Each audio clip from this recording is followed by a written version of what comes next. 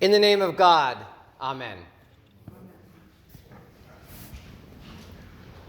When I was a little child, the feast of the Epiphany or the feast of the Magi meant something.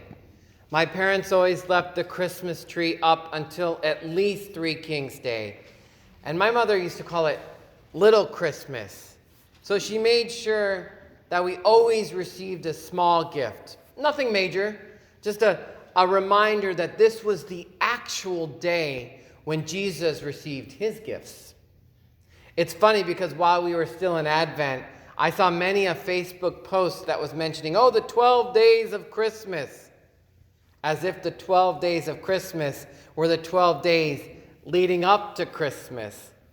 For Christians, the Christmas season started on Christmas Day, and the 12 days between Christmas and leading up to the Epiphany are what we call Christmas. So even though we transferred Epiphany to today, because it's actually tomorrow, January 6th, we are still, for one more day, in the Christmas season. So Merry Christmas for the last time, but Happy Feast of the Epiphany.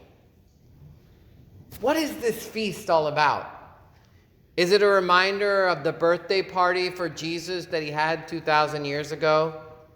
Is it a reminder that as followers, we need to use the example of the Magi, who when they find the baby Jesus lying in a manger, they fall to their knees and worship him?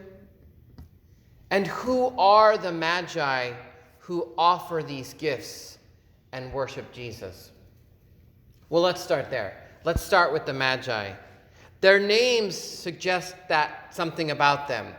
Magi, similar to magic or magicians, actually, some people believe that they were kind of a sorcerers of sorts, or maybe that they studied the star like astronomers. They weren't kings, but they might have been from prominent families. I mean, they were probably educated and could afford an expensive gift like, say, gold, which was even worth a lot back then. They weren't Jewish. They probably actually weren't astronomers or astrologers, which is we've all heard. But maybe they were somewhat like clergy, even priests in a faith called Zoroastrianism, and probably were from what we now know as present-day Syria or Iran. But whoever they were, actually, they were the first people in the story of Jesus to announce that he is King of the Jews. Of course, that is a title on Good Friday, which was used to accuse and deride Jesus, but they meant it in some way that was actually bold and spectacular. These wise men, although the number 3 is never mentioned in the Bible, it's probably an assumed number because of the number of gifts. I mean, how many of us wouldn't show up to a birthday party or a baby shower with a gift in hand? So because there were 3 gifts, there's an assumption there's probably 3 in our creche down here. But these Magi believed that they were inspired by God to follow a star and to come and pay homage to a child born into a faith that they probably did not practice, but to announce that he was King of the Jews. That is nothing short of amazing. To them, before God inspired them to follow that star, their lives had been going a different direction. But once they realized that the Messiah is born, they pack their camels and their entourages of people, and they head for Bethlehem. I think it's important that they announce to Jerusalem that the Messiah is born. Actually, I think that's why they sort of make a side trip, because as we heard in the story, the star led them all the way to Bethlehem.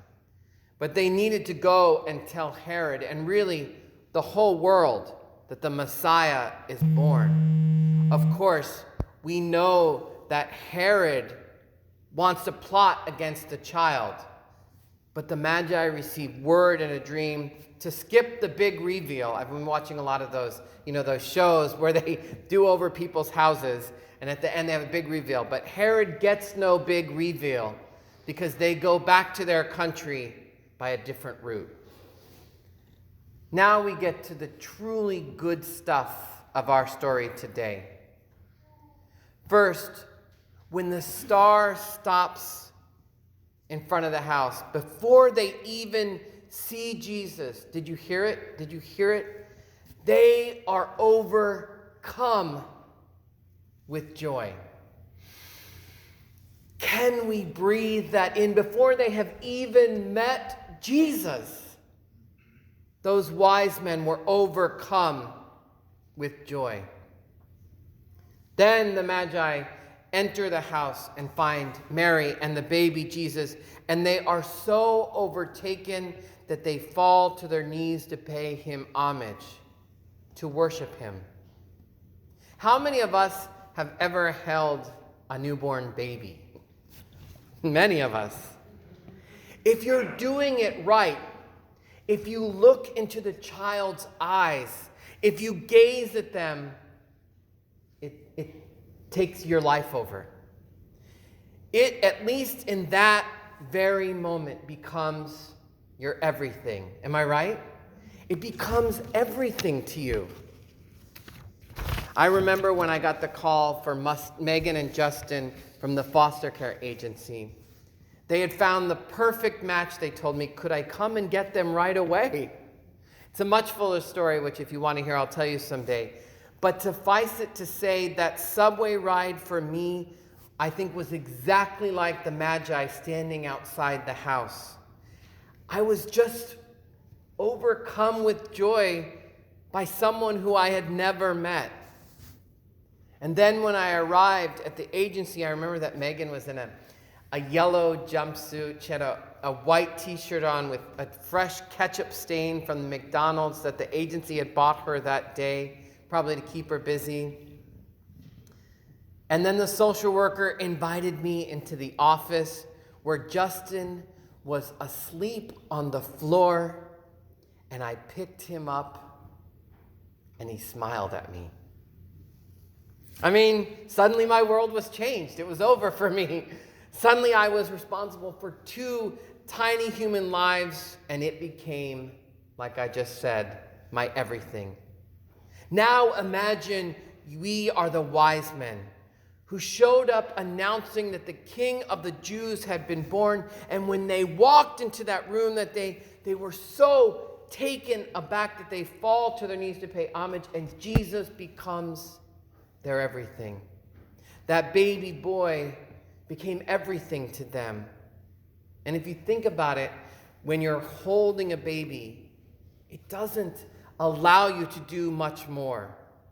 If you're doing it right, if you're gazing into their eyes or whispering into their ear that you adore him or her, or kissing their delicate little forehead. But in order to do that, in order to give yourself to the baby, you must be willing to put everything else down in your life, even for just that delicious, precious moment. You have to drop your worries and the argument that you just had with your sisters, and even your aching back doesn't hurt with the weight. You have to put down your cell phone and your 24-hour news cycle. In essence, in order for those wise men to pick up Jesus and pay him homage, they had to forget what Herod had told them, and the religion they formerly practiced, because they had become overcome by joy with this little baby boy. And then, out of that great love for them, they offer him gifts. So my question for each one of us this feast of the Epiphany is, what are we willing to put down in our lives in order to pick up the baby Jesus. Our egos, our need to be right, our assurance in leaders, especially our political leaders who in fact are broken. What are we willing to put down in order to pay him homage? And maybe just as important, what is the gift that we can all offer to Jesus? I can tell you he has enough gold, frankincense, and myrrh than he could ever use.